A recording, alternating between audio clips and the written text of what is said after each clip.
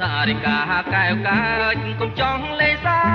ជាមួយប្រុសខ្ញុំខំរឹតតែកាយកែខ្លួនក្រមុំ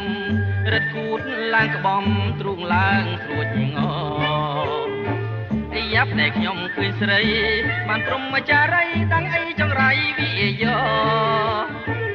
យ៉ាប់តែខ្ញុំឃើញស្រីបានព្រមចារីតាំងអីចង្រៃវិយោក្រមុំត្បាញអាយមេម៉ាយវឹកវ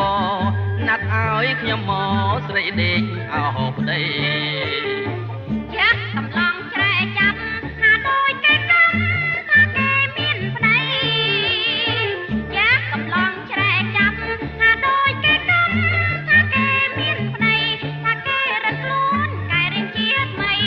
ខ្លួនឯងអាងអីថាស្រីមេម៉ាយបើគ្មានប្តីទេ